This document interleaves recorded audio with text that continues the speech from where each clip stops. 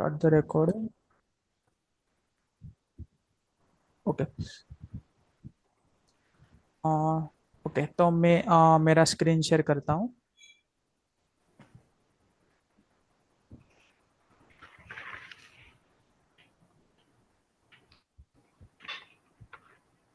Okay.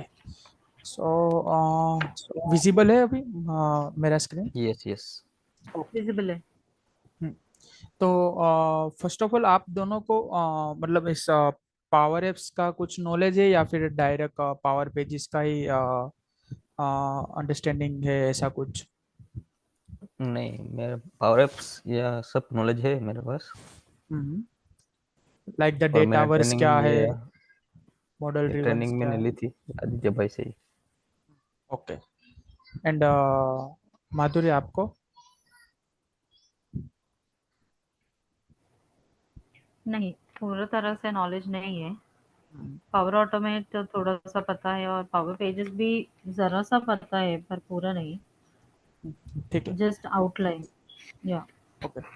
तो first हम start करते हैं कि पावर पेजेस होता क्या है और इसको हम यूज़ क्यों करते हैं। तो पहले तो कि पावर पेजेस है वो एक कस्टम वेबसाइट है जो हम लाइक द एंगुलर जेएस है या तो फिर नोड जेएस है, रिएक्ट जेएस है, जैसे अभी सिंगल पेज एप्लीकेशन जो अभी क्रिएट हो रही है, तो उसमें जो वेबसाइट क्रिएट होता है वैसे हम यहाँ पर भी वेबसाइट क्रिएट कर सकते हैं। और इसका तो मेन, फर्स्ट ऑफ ऑल तो मेन बेनिफिट क्या है कि लोग पावर पेजेस में क्यों आते हैं कि अदरवाइज वो तो different like the like angular जैसे नोड जैसे तो वो भी प्लेटफॉर्म है तो वहाँ पे भी बन सकता है। तो यहाँ पे तो पहले आने का बेनिफिट यही है कि हमें जो वो भी फंक्शनैलिटी है जो माइक्रोसॉफ्ट ने आउट ऑफ द बॉक्स जो उसको बोलते हैं वो हमें प्रोवाइड किए, तो वो फंक्शनैलिटी हम वो भी हम यूज कर सकते हैं। और वो जो फंक्शनैलिटी है वो हम शॉर्ट टाइम में कुछ अचीव कर सकते हैं। जैसे कि अगर कोई फॉर्म बनाने में हमें अगर 10 घंटे लग रहे हैं अगर उसका पूरा का पूरा कॉन्फ़िगरेशन करने में, तो हम यहाँ पे उसी फॉर्म को सिर्फ 10 से 15 मिनट या तो फिर आधे घंटे 1 घंटे में हम पूरा का पूरा डिजाइन के साथ कंप्लीट कर सकते हैं। और हमारे पास एक डेटाबेस भी है पावर एप्स में जिसका नेम है डेटावर्स, तो हम वही डेटाबेस यूज करते हैं पावर एप्स में। अगर हमें कोई थर्ड पार्टी डेटाबेस मतलब कि कोई पावर एप्स का नहीं और दूसरा कोई जैसे बिजनेस सेंट्रल है या तो फिर कोई और डेटाबेस यूज करना है, तो उसके लिए हम पावर पेजिस में एपीआई यूज करते हैं। तो इसका नॉलेज मैं आपको थोड़ा दे दूंगा उसके बाद। फर्स्ट हम यहाँ पे स्टार्ट करते हैं कि पावर पेजेस ओपन कहाँ से होता है और इसका यूज कैसे है। तो फर्स्ट ऑफ ऑल यहाँ पे पावर एप्स में हम अगर हम यहाँ पे जाएंगे पावर प्लेटफॉर्म में, तो यहाँ पे जो पावर एप्स के जितने भी प्रोडक्ट्स है वो यहाँ पे दिखाएंगे। तो जैसे यहाँ पे अगर देखोगे तो पावर पेजेस है तो उसका भी उसका एक प्रोडक्ट है जो पावर पेजेस उसने ये पहले पहले क्या था कि पावर एप्स में इनबिल्ड यहाँ से ही हम साइट क्रिएट करके यहाँ से ही यूज करते थे।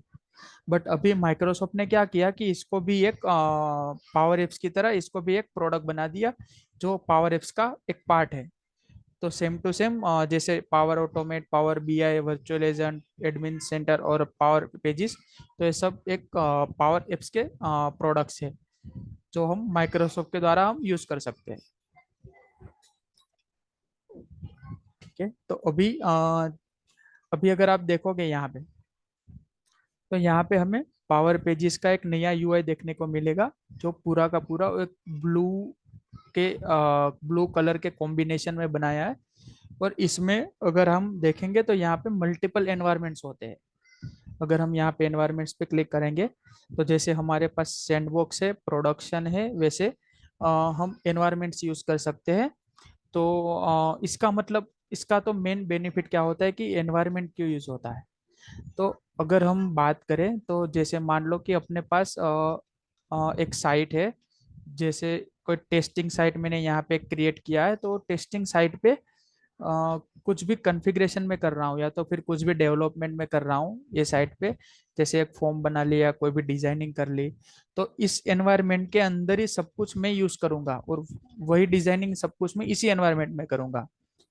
और दो एनवायरनमेंट जैसे प्रोडक्शन है, तो प्रोडक्शन का मतलब क्या होता है कि इसी साइट को मैं ऐसे डिप्लॉय करके प्रोडक्शन पे ले जाऊंगा।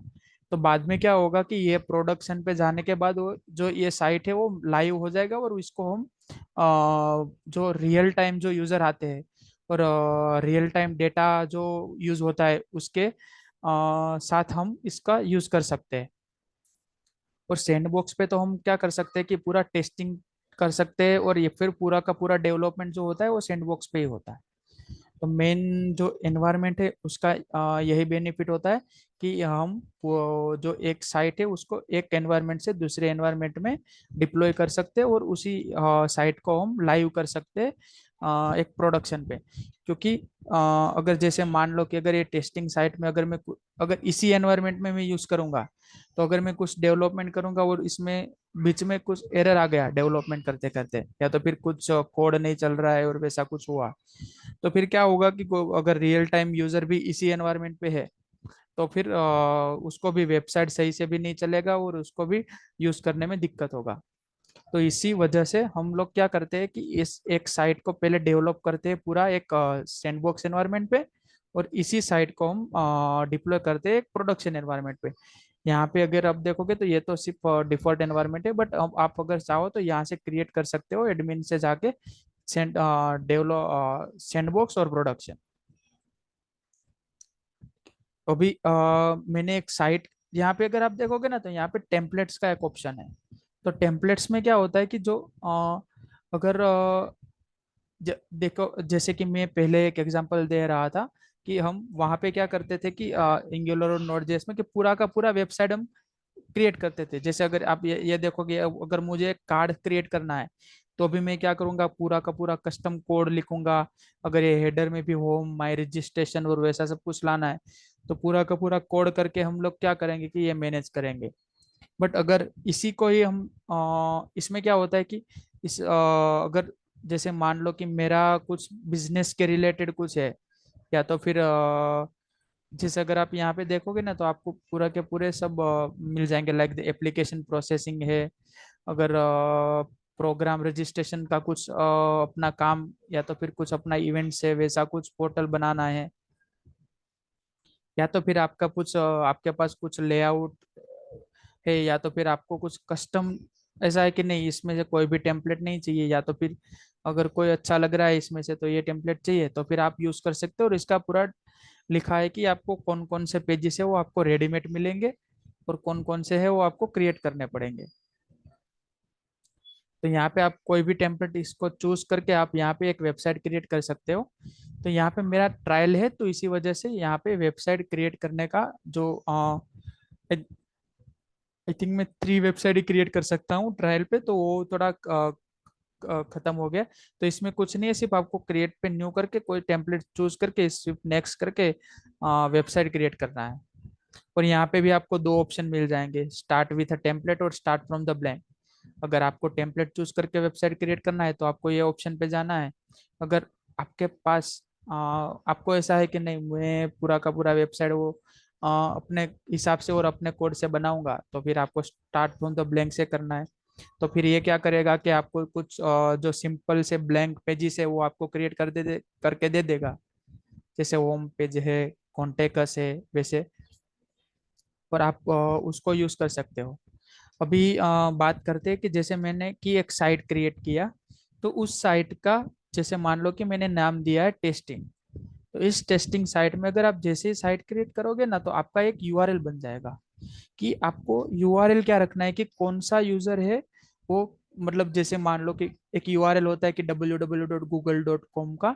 तो उसका मतलब क्या होता है कि इसको डोमेन बोलते हैं कि जैसे गूगल गूगल पे जाके अगर मैं यूआरएल यूज करूंगा, तो इसमें पहले तो अगर कोई भी ट्रायल वर्जन है ना, तो ट्रायल वर्जन में एक फिक्स होता है कि यूआरएल है वो पावर एप्स पोर्टल करके ही बनेगा, क्योंकि वो ट्रायल वर्जन है। अगर हमें कस्टम जैसे गो डेडी और वैसा सब कुछ डोमेन का जो डोमेन प्रोवाइडर जो भी थर्ड पार्टी जो एप्लीकेशन है या तो वेबसाइट से जो डोमेन प्रोवाइड करती है, उसके पास से हम जैसे ले सकते हैं कि moviestudio.com समथिंग, मतलब जो भी आपका रिक्वायरमेंट है उसके हिसाब से, और इसको हम उस डोमेन को हम यहाँ पे कॉन्फ़िगर भी कर सकते हैं। बट जब भी टेस्टिंग और या तो फिर हम डेवलपमेंट कर रहे हो और वैसा कुछ है, तब उस टाइम पे तो हमारे पास यही मतलब जो माइक्रोसॉफ्ट के द्वारा जो भी यूआरएल प्रोवाइड किया गया है, और हम जब साइट क्रिएट करते हैं तब हमें यूआरएल मिला है वही हम यूज कर सकते हैं। पर यहाँ पे क्रिएटर में हमें नेम दिखाएगा कि ये साइट का ओनर कौन है और ये साइट किसने क्रिएट किया है। तो आप अगर देखोगे तो FNU करके एक मेरा एक यूजर है, जो मैं इस यूजर से लॉग्ड इन हूँ, तो इसी यूजर से मैंने ये साइट क्रिएट किया था, तो मेरा यहाँ पे नाम आ गया। और यहाँ पे आप देखोगे तो यहाँ पे साइट के बाजू में आपको दिखेगा कि ये साइट पब्लिक है या प्राइवेट। अभी पब्लिक और प्राइवेट का मतलब क्या होता है, तो जैसे मान लो कि इसमें दो वे है, लाइक द पब्लिक और प्राइवेट। तो पब्लिक मतलब कि कोई भी यूजर आके इस साइट को एक्सेस कर सकता है, मतलब कि पब्लिकली एक्सेस है। हमें ऐसा नहीं है कि इसी यूजर को दिखना चाहिए या तो फिर इसी इसी यूजर को यूज करना चाहिए। ये पब्लिक मतलब ऐसा ही हुआ कि कोई भी यूजर आके इस अगर इसके पास ये यूआरएल है तो वो यूजर हमारा साइट एक्सेस कर सकेगा।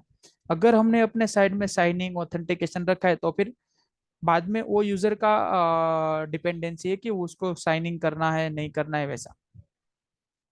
बट अगर ये साइट प्राइवेट है, तो प्राइवेट है इसका मतलब क्या है कि पावर एप्स का जो भी एक इंस्टेंस होता है उसके अंदर एक some some kind of like the users होते हैं, वो फिक्स होते हैं कि जैसे मान लो कि एक अपना एक ये यूजर है अपने पास और कोई दूसरा तीसरा, मतलब जितने भी यूजर्स है तो सिर्फ विद इन द ऑर्गेनाइजेशन के जो यूजर्स है वही यूजर्स वो इस साइट को एक्सेस कर पाएंगे। मतलब कि मेरे पास दो यूजर है। हाँ जी, फिर से बोलिएगा, ये प्राइवेट और पब्लिक का अंतर क्या है, फिर से हाँ हाँ बोलिएगा एक तो जरा। हाँ ठीक है। हाँ देखो पब्लिक, पब्लिक का आपको समझ में आया कि नहीं। जैसे कि मान लो कि पब्लिक मतलब क्या कि मेरे पास अगर ये यूआरएल है, ये अगर ये हम्म। यूआरएल में यहाँ पे न्यू में जाके अगर मैं यहाँ पे पेस्ट करूंगा तो भी मैं साइट एक्सेस कर पाऊंगा, मतलब वो साइट मुझे अच्छा दिखेगा। ठीक है, पब्लिक मतलब ऑथराइज्ड यूजर्स ही नहीं, और किसी भी जगह जाके वो एक्सेस कर सकते हैं, पर हाँ प्राइवेट बस में ऐसा यस। नहीं होता। हाँ प्राइवेट में ऐसा नहीं होता है। प्राइवेट में क्या होता है कि ये जो ऑर्गेनाइजेशन है ना, अपना पावर एप्स का ऑर्गेनाइजेशन, जी। जैसे मान लो कि यहाँ पे अगर मैं आपको दिखाऊं तो ये एड। एनवायरनमेंट, हमारा वर्क एनवायरनमेंट हाँ एक ऐसा। मिनट, हाँ एक मिनट। अगर आप यहाँ पे जाओगे और यहाँ पे मैं एडमिन में जाऊंगा तो यहाँ पे मुझे सब यूजर्स दिखाएंगे जितने भी यूजर्स मेरे पास इस ऑर्गेनाइजेशन में है।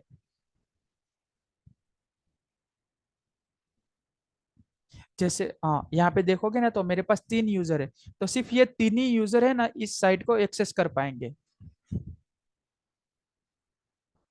जी, हाँ तो समझ गए। इसका ओके, तो प्राइवेट का मतलब यही होता है कि ये 3 ही यूजर इस साइट को एक्सेस कर पाएंगे। तो ये दोनों का यही है। और बाद में हम क्या कर सकते हैं कि जैसे मान लो कि इस साइट में हम डेवलपमेंट करना है तो फिर हमें एडिट पे क्लिक करना है। तो एडिट पे जैसे ही क्लिक करेंगे तो ये उसका जो भी सेटअप है साइट का वो पूरा का पूरा स्टार्ट कर देगा, और जैसे ही वो सेटअप खत्म होगा तो वो हमें उसके 1 मिनट, जो हमें उसके जो भी उसका प्रोडक्ट्स है तो उसमें हम इस साइट को डेवलप कर सकते हैं।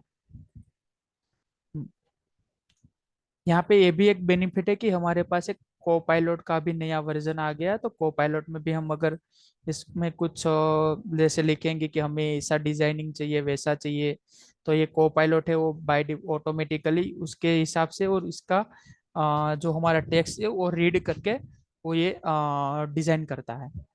तो ये मतलब इतना तो 100% तो नहीं वर्क कर रहा है राइट नाउ क्योंकि अभी प्रीव्यू मोड में है। बट ये आई थिंक हो तो जाएगा क्योंकि ये थोड़ा अभी एडवांस लेवल पे चल रहा है को पायलट, और ये सब जगह पे आ गया पावर एप्स में। तो इसका भी अगर आप थोड़ा सर्च करके देखना चाहो तो वो भी देख सकते हो। अगर आपको ऐसा लगे तो आप पूरे सब पॉइंट से वो नोट डाउन करते जाना, अगर कुछ समझ में नहीं आ रहा है तो आप मुझे बताएं। ठीक है। Yes yes. हाँ तो तो अभी आप यहाँ पे देखोगे तो यहाँ पे अपना जो वेबसाइट है वो हमें एक्सेस करने को मिल गया है। तो अभी हम यहाँ पे देखेंगे तो हमारे पास टू पार्ट है। फर्स्ट ऑफ ऑल तो नेविगेशन है, तो नेविगेशन में अगर आप देखोगे तो मल्टीपल ऑप्शन है जो हम यूज कर सकते हैं, और इसका सबका different different like the use cases है कि इसका यूज क्या है, दूसरे डेटा का यूज क्या है, सेटअप क्या होता है। और यहाँ पे अगर हम पहले से स्टार्ट करें तो फर्स्ट ऑफ ऑल हम आते हैं पावर, फर्स्ट ऑफ ऑल आते हैं पेजिस में। तो पेजिस में अगर देखेंगे तो पेजिस का मतलब क्या होता है, तो पेजिस मतलब कि जैसे हमारे पास एक हेडर है, और उस हेडर में हमें ऐसा चाहिए कि हमें एक कॉन्टेक्ट अस का फॉर्म क्रिएट करवा, कॉन्टेक्ट अस का एक पेज क्रिएट करना है। तो कोई उस हेडर में जाएंगे तो हमें यहाँ पे दो ऑप्शन दिखेंगे, होम और उसके बाजू में दिखेगा कॉन्टेक्ट अस। तो कॉन्टेक्ट अस पे जैसे ही क्लिक करेंगे तो यहाँ पे हम जो भी मेन नेविगेशन में जो भी हम यहाँ से पेज क्रिएट करेंगे न्यू न्यू से, तो वो पेज पे हमें वो रिडायरेक्ट कर देगा। अगर हम हमारे पास कॉन्टेक्ट है तो हम यहाँ पे तो हमें कॉन्टेक्ट का क्रिएट करना है, तो हम यहाँ पे क्या करेंगे, सिंपली क्रिएट न्यू पे जाके यहाँ से कॉन्टेक्ट नेम देके हम इसको क्रिएट कर सकते हैं। पर यहाँ पे भी अगर आप देखोगे तो यहाँ पे भी लेआउट्स है, लाइक द स्टैंडर्ड है, कस्टम है। जैसे अगर लैंडिंग, अगर आपका रिक्वायरमेंट ऐसा है और वैसे लैंडिंग पेज की जरूरत है तो वैसा भी आप यूज कर सकते हो, अगर पेजिस की जरूरत है वैसा भी यूज हो सकता है। तो वो मैं आपको थोड़ा प्रैक्टिकल करके ही दिखाऊंगा कि पेजिस का मतलब क्या होता है।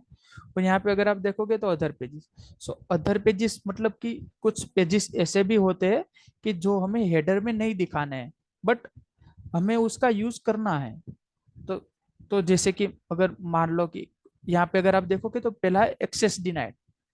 तो एक्सेस डिनाइड का पेज है वो यहाँ पे आपको हेडर में नहीं दिखेगा, क्योंकि उसका काम नहीं है हेडर में एक्सेस डिनाइड का। बट अगर नेटवर्क का इश्यू आता है या फिर कुछ और कोई प्रॉब्लम आता है, तो फिर हमारे पास ये जो एक्सेस डिनाइड का पेज है वो ऑटोमेटिकली शो हो जाता है।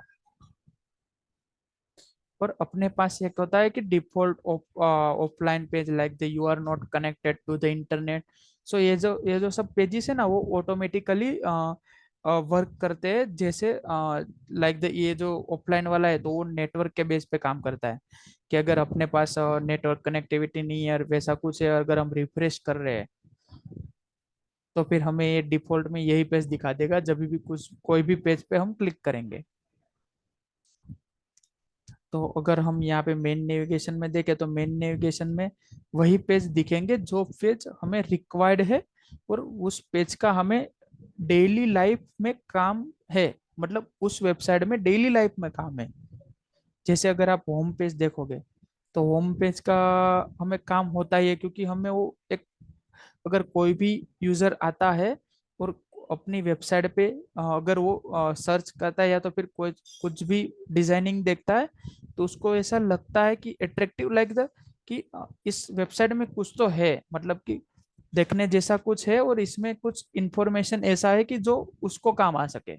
तो वैसा जो अट्रैक्टिव डिजाइन है वो हम पूरा का पूरा डिजाइन हम यहाँ पे करते हैं होम पेज पे। और होम पेज में अगर आप देखोगे तो शो कैसा लाइक द हमारे पास कोई ऐसा, अगर हमारा कंपनी है कुछ बड़ा सा मार्केटिंग का या तो फिर कुछ ब्रांडिंग कर रहे हैं वैसा कुछ, और उसमें हम कुछ मतलब ऐसा हाई लेवल ऐसे बोट बोट कंपनी का ब्रांडिंग है वैसा कुछ है, तो फिर हम उसका एक वीडियो भी यहाँ पे दे सकते हैं। तो यूजर क्या होता है कि अट्रैक्ट होता है कि वो नहीं, उसको कुछ यहाँ पे मिलेगा। और इस वेबसाइट में अगर और थोड़ा सा ढूंढने जाएगा तो फिर उसका जो लाइक द काम है वो इतना आसान हो जाएगा, या तो फिर हमारे पास से जो सर्विसेज लेना है वो भी वो ले सकता है। तो इस टाइप का जो भी हम क्रिएट करते हैं वो इस होम पेज पे करते हैं। और बाकी के जो पेजेस है वो मतलब जैसे अपनी रिक्वायरमेंट्स आती है उसके बेस पे हम क्रिएट करते हैं। तो अगर हम यहाँ पे देखेंगे तो हमारे पास एक कॉन्टेक्ट का भी फॉर्म है। तो कॉन्टेक्ट पे फॉर्म पे आके क्या करेगा यूजर कि वो अपना जो डिटेल्स है वो फिल करेगा। लाइक कि जैसे मान लो कि वेबसाइट का ओनर हम है, वेबसाइट के ओनर हम है, बट वो जो यूजर गूगल से जो यूजर आया है उसको कुछ हमसे काम है, या तो फिर उसको कुछ हमसे कुछ मदद चाहिए, या तो फिर उसको हमारी वेबसाइट पे लाइक द लाइव होना है, कुछ हमारे सर्विसेज चाहिए, तो वो क्या करेगा कि हमें कांटेक्ट करेगा यूजिंग द कॉन्टेक्ट फॉर्म। और कॉन्टेक्ट फॉर्म पे आके वो ये सब डिटेल्स फिल करेगा, नेम है, ईमेल आईडी, सब्जेक्ट, मैसेज, तो वो सब ये डिटेल्स फिल करके वो जैसे ही सबमिट करता है तो वो सब पूरा का पूरा डेटा हमारे डेटाबेस में स्टोर हो जाता है और वो पूरा डेटा हमारे पास आ जाता है। तो ये कैसे वर्क करता है वो भी मैं आपको लाइव में दिखाऊंगा। और अगर आप देखोगे तो यहाँ पे स्टाइलिंग का ऑप्शन है। तो अभी ऐसा कहा जाता है कि और ऐसा कहा जाता है कि पावर पेजेस को क्यों यूज करना है और इसका बेनिफिट क्या था। तो जैसे अगर आप यहाँ पे देखोगे तो अगर मुझे ये हेडर और ये फुटर या तो फिर कुछ इसमें जो पूरा का पूरा पूरे के पूरे वेबसाइट में मैं कुछ भी डिजाइन करूंगा, उसमें मुझे ऐसा चाहिए कि ये सब कुछ इसी कलर में आना चाहिए। तो यहाँ पे मैं सिंपली क्या करूँगा कि यहाँ पे अगर मुझे कोई भी फॉर्मेट अच्छा लगता है या तो फिर कोई भी डिज़ाइन अच्छा लगता है तो फिर मैं उसको सिंपली ले सकता हूँ और उसके डिज़ाइन में मैं अपडेट भी कर सकता हूँ। जैसे कि यहाँ पे अगर आप देखोगे तो मेरा बटन कैसा होगा, तो बटन कुछ इस टाइप से दिखेगा, जैसे प्राइमरी दिखेगा, जैसे सबमिट है उसके बाद में क्या ने कलर थोड़ा सा बैकग्राउंड में दिखेगा। अगर इस बटन पे हम क्लिक करेंगे तो इसके सब कुछ हम यूज कर सकते हैं। जैसे कि स्टाइल है, स्टाइल में मतलब कि क्या आउटलाइन होना चाहिए या तो फिर फिल होना चाहिए वैसा। रेडियस है, अगर बटन का कुछ रेडियस देना है, कुछ कलर चेंज करना है, अगर कलर पसंद नहीं है। अगर दूसरा हम देखेंगे तो दूसरे अपने पास है फॉन्ट है, वेट है, साइज है। तो ये सब क्या होता है, आप अगर जैसे कि आप फॉन्ट, तो फॉन्ट मतलब कि एरियल लेना है या तो फिर कुछ और फॉन्ट हमें यूज करना है, तो वो सब फॉन्ट्स का एक जो पैटर्न होता है उसके बेस पे हम यूज कर सकते हैं। और इसका अगर साइजिंग कुछ ऐसा लग रहा है कि बहुत छोटा है और इसको बड़ा करना है, तो हम यहाँ पे सिंपली सिर्फ ड्रैग एंड ड्रॉप करके यहाँ से इतना ड्रैग करके यहाँ से इतना ड्रॉप करेंगे तो ऑटोमेटिक साइज बड़ा हो जाएगा। अगर यही चीज हम HTML, जावास्क्रिप्ट, jQuery या तो फिर कुछ रिएक्ट या कोई भी लैंग्वेज से करने जाएंगे तो सिंपली हमें क्या करना पड़ेगा कि पहले तो कोड में जाना पड़ेगा, कोड में ढूंढना पड़ेगा कि सबमिट का बटन कहाँ पे है और उस बटन पे कौन सा साइज सेट करना है, कौन सा टेक्स्ट सेट करना है, कौन सा कलर देना है, वो सब कुछ वहां पे जाके करना पड़ता है। यहाँ पे क्या होता है कि सिंपली यहाँ पे आओ, यहाँ पे आके कुछ भी मतलब जैसे आपको कुछ कलर अच्छा लग रहा है या तो फिर आप कुछ चेंज करना चाहते हो तो यहाँ से सिंपली आके चेंज कर दो और इसका ऑटोमेटिकली ये वर्क करेगा। जैसे अगर मैं आपको दिखाऊं यहाँ पे थोड़ा, और यहाँ पे कुछ सेकेंडरी बटन है तो वो भी हम यूज कर सकते हो। और यहाँ पे फॉन्ट्स के साइज है कि आप अगर आप यहाँ पे देखोगे तो फिल इन योर डिटेल। तो पहले तो मेन पार्ट एक यहाँ पे है ना, दो पार्ट है। एक होता है कि डिजाइनिंग साइड, जैसे कि उसको बोलते हैं UI, और दूसरा होता है कि बैकएंड पार्ट, जिसको बोलते हैं डेटाबेस का जो बैकएंड होता है, जो उस पे हम पूरा का पूरा CRUD ऑपरेशन करते हैं। CRUD operation means create, update, delete, वैसा वो सब हम वहां पे कर सकते हैं। तो अभी हम थोड़ा सा UI के साइड देखेंगे और बाद में देखेंगे कि डेटाबेस कहाँ से और कैसे मैनेज होता है। ओके, तो यहाँ पे अगर आपको स्टाइलिंग पे आप थोड़ा सा अगर सर्च करोगे और थोड़ा सा देखोगे तो यहाँ पे आपको सिंपली इतना समझ में तो आ ही जाएगा कि ये स्टाइलिंग का यूज कैसे होता है। और ये वही स्टाइलिंग है जो हम HTML, CSS और वो सब में जाके यूज करते हैं। तो वही स्टाइलिंग का हम इसी पावर पेजेस में भी यूज कर सकते हैं।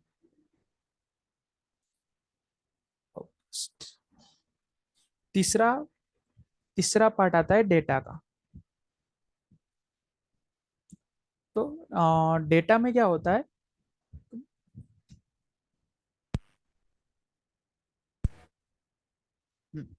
तो तीसरा पार्ट है कि डेटा। तो डेटा में क्या होता है कि जैसे अपना डेटाबेस है, तो मैंने आपको बोला था कि हम यहाँ पे डेटाबेस, डेटावर्स एक डेटाबेस है जो पावर एप्स का डिफॉल्ट डेटाबेस है। तो हम उसी डेटाबेस को हम यहाँ पे यूज कर सकते हैं पावर पेजिस में। जो डेटावर्स डेटाबेस है, वही डेटाबेस हम यहाँ पे पावर एप्स में यूज कर पाएंगे। तो वही सब डेटा, जैसे कि टेबल, तो अगर आप यहाँ पे देखोगे तो यहाँ पे टेबल्स है, application detail, customer complain, feedback. तो ये सब टेबल्स है, और उस टेबल में यहाँ पे रोज है और यहाँ पे कॉलम्स है। तो कितनी कॉलम्स है, कितने रोज हमें क्रिएट करने हैं, वो सब कुछ हम यहाँ पे डेटा से मैनेज कर सकते हैं। और पूरा का पूरा वहीं से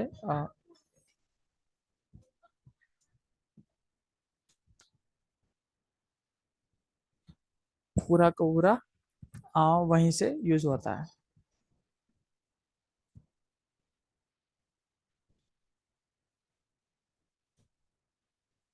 हेलो। यस। हाँ। यस। या स्क्रीन विजिबल है अभी? हाँ, सब दिख रहा है। हाँ ओके। जी, हाँ। विजिबल है। Okay okay. अगर कुछ आपको समझ में नहीं आ रहा या तो फिर कुछ जानना है तो आप मुझे बीच में ऐसा लगे तो बता देना, तो फिर आपको थोड़ा अगर बीच में अटक रहे और वैसा कुछ है तो आपको आइडिया आ जाएगा।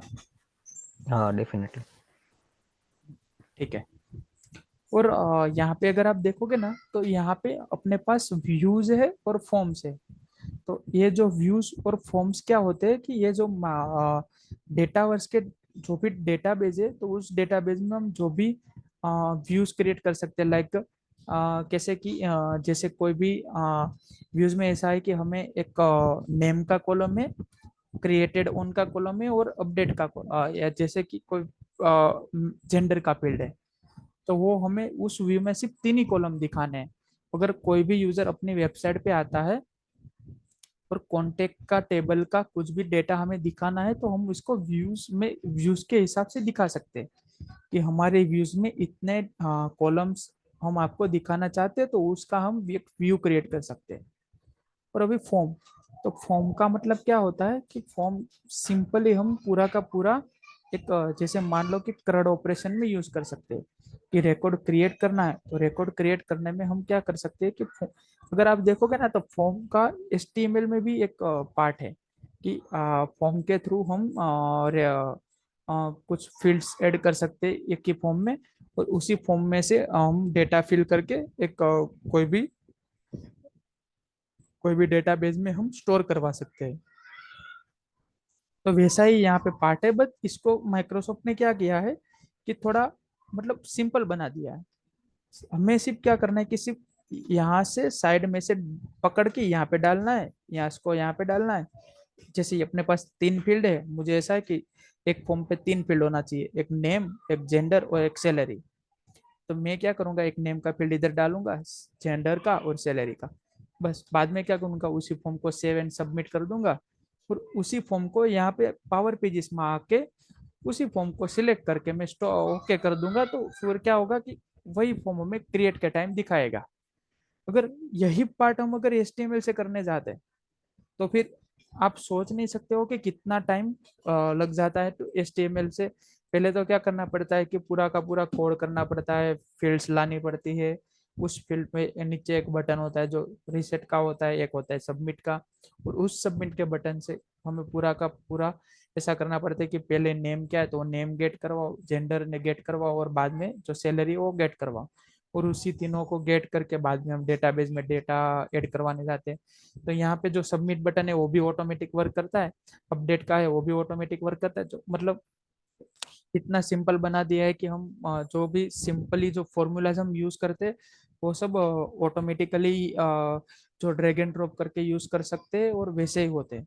बट अगर हमें पूरा का कस्टम डिजाइन करना है, और हमें ऐसा है कि जो माइक्रोसॉफ्ट ने जो डिजाइन दिया है फॉर्म्स का, व्यूज का और वो सब, वो हमें पसंद नहीं है और हमें अपना फॉर्म का डिजाइन करना है, तो फिर अपना खुद का एफर्ट डाल के, अपना खुद का टाइम डाल के फिर करना पड़ता है। अदरवाइज जितना मतलब वो भी जितना प्रोवाइड किया गया है उतना लाइक द सारी कंपनीज वही यूज करते हैं, और मतलब इतना UI भी उसका इतना खराब भी नहीं है कि यूजर को मतलब इतना अट्रैक्टिव ना लगे और वैसा कुछ होता है, ऐसा भी नहीं है। तो वो भी हमें थोड़ा ध्यान रख के वो हमें यूज करना चाहिए। और वो फॉर्म्स और व्यूज क्या है वो भी हम पूरा का पूरा लाइव देखेंगे कि इसका यूज कैसे होता है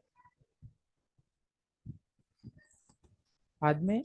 यहाँ पे आते हैं सेटअप पे। तो सेटअप पे अगर आप आओगे तो उस सेटअप पे आपको बहुत सारे यहाँ पे साइड में सेटअप दिखने को मिलेंगे, जैसे कि जनरल है, ऑथेंटिकेशन है, सिक्योरिटी, मोबाइल, इंटीग्रेशन। तो ये सब के सब अपनी वेबसाइट के साथ माइग्रेट करने के पूरे सब सेटअप है।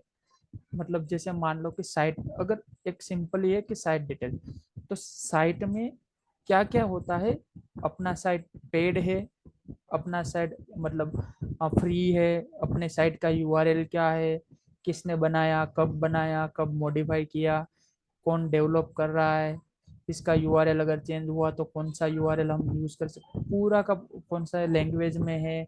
अगर आप मॉडल देखोगे तो इनहांस है, डिसेबल है, या तो फिर कुछ अपग्रेड करना है। तो सब कुछ मतलब हमें यहाँ पे साइट डिटेल्स में सब कुछ हमारा जो एक होता है ना कि पूरा का पूरा बैकएंड देखने को मिल जाता है कि कब क्रिएट हुआ, किसने किया, कौन कब अपडेट किया, किसने किया, कौन सा यूआरएल है, वो सब देखने को हमें यहाँ पे मिल जाएगा। और अपना साइट कितना सिक्योर है, कितना अनसिक्योर है, वो भी हमें यहाँ से देखने को मिल जाएगा कि हमें जैसे कि अगर यहाँ पे कुछ गुड होता है, एवरेज होता है, तो फिर हमें ऐसा लगता है कि मतलब कि इतना शॉर्ट 100% तो सिक्योर नहीं है, बट एवरेज है कि मतलब सही सही वर्क करेगा, और वैसा मतलब इस साइट में कुछ इश्यूज नहीं है, और उस टाइप से हम देख सकते हैं। अगर हम यहाँ पे जाएंगे तो ऑथेंटिकेशन है। तो ऑथेंटिकेशन का तो पहले मतलब क्या होता है कि हम थर्ड पार्टी या तो फिर जो पावर पेजेस का जो एज्योर एक्टिव डायरेक्टरी है, वो हम यहाँ पे एक कॉन्फ़िगर कर सकते हैं अपने पावर पेजेस के साथ। तो इसका मतलब होता है कि जैसे मान लो कि लोकल, जैसे अभी आप देखोगे तो लोकल साइनिंग है। तो लोकल साइनिंग का मतलब क्या होता है कि सिंपली अपनी वेबसाइट पे आएंगे, साइनिंग पे क्लिक करेंगे, और उस पे अगर ऑलरेडी अकाउंट है तो फिर क्या लॉगिन करेंगे, अगर नहीं है तो फिर रजिस्टर पे सिर्फ 3 ऑप्शन देखने को मिलेंगे। एक हम दे सकते हैं यूजर नेम, दूसरा ईमेल आईडी, और तीसरा पासवर्ड। तो उसी उसी से हम सिंपल साइनिंग लॉगिन कर सकते हैं। तो ये है लोकल साइनिंग। दूसरा आता है एज्योर एक्टिव डायरेक्टरी। तो एज्योर एक्टिव डायरेक्टरी का मतलब क्या होता है कि हम अपने ऑर्गेनाइजेशन, जैसे मैंने आपको यहाँ पे दिखाया कि ये 3 यूजर है, तो यहाँ पे और एक बटन देखने को मिलेगा साइनिंग के पास कि वो एज्योर एडी करके, या तो फिर log in direct using the Azure AD. तो उसका मतलब क्या होता है कि अगर अपने पास ऑलरेडी अकाउंट है ही है, ये वाला अकाउंट अगर ऑलरेडी है, तो उसी अकाउंट से हम लॉग इन कर सकते हैं अपने साइट में।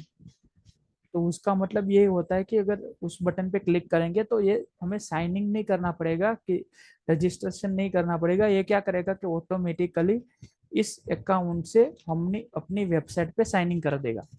तो ये होता है एज्योर एक्टिव डायरेक्टरी। और अगर आप नीचे देखोगे तो यहाँ पे Facebook, LinkedIn, Google, Twitter, Microsoft, तो ये जो बाकी के सब है ना, वो है थर्ड पार्टी प्रोवाइडर। तो थर्ड पार्टी प्रोवाइडर मतलब कि जो माइक्रोसॉफ्ट के नहीं है, बट हम इसमें यूज कर सकते हैं। तो इस प्रोवाइडर का बेनिफिट्स क्या होता है कि अगर आप जैसे मान लो कि अगर रियल टाइम और इसी दुनिया में अगर हम देखेंगे, तो ज्यादा से ज्यादा लोगों के पास गूगल का अकाउंट होता ही है। उसके बाद आता है कि लिंक्डइन है, माइक्रोसॉफ्ट है, और बहुत कम लोगों के पास अगर ट्विटर का होगा। ज्यादा मैक्स टू मैक्स गूगल का अकाउंट होता है। तो फिर इसका मेन बेनिफिट क्या होता है कि अपने वेबसाइट पे आओ, अगर साइन इन करने जाएंगे, वो सब करने जाएंगे, फिर भी डिटेल्स तो वही देना है, अपना नेम देना है, ईमेल आईडी देना है। अगर गूगल का हमने यहाँ पे ऑथेंटिकेशन कर दिया, तो फिर क्या करेगा कि उसी गूगल के बटन पे क्लिक करेंगे, तो ये अपना जो भी गूगल अकाउंट लॉगिन है, उसी गूगल अकाउंट से इंफॉर्मेशन लेके साइन इन कर देगा। तो वही सेम टू सेम प्रोसेस चलता है लिंक्डइन पे और फेसबुक। और ये सब कॉन्फ़िगर कैसे, अगर आपको कुछ ऐसा लग रहा है कि ये मतलब ये सब कॉन्फ़िगरेशन, तो ये सब का अपना अपना जो डेवलपर अकाउंट है ना, वो होता है कि अगर फेसबुक पे जाएंगे तो फेसबुक के पास वो खुद का एक डेवलपर अकाउंट है, लिंक्डइन के पास खुद का है। अगर आप यहाँ पे, ये पांचों के पास खुद के डेवलपर अकाउंट है। अगर डेवलपर अकाउंट में क्या होता है कि उसका क्लाइंट आईडी क्लाइंट सीक्रेट आता है। तो उसी क्लाइंट आईडी क्लाइंट सीक्रेट से हम यहाँ पे कॉन्फ़िगरेशन कर सकते हैं। बाद में है सिक्योरिटी। तो सिक्योरिटी में आते हैं टेबल परमिशन, साइट विजिबिलिटी, कौन से यूज, साइट विजिबिलिटी में जैसे मैंने आपको बताया कि यूजर जो है वो क्या करेगा कि जैसे कि हमें ऐसा रखना है कि साइट विजिबिलिटी में पब्लिक रखना है कि प्राइवेट, कि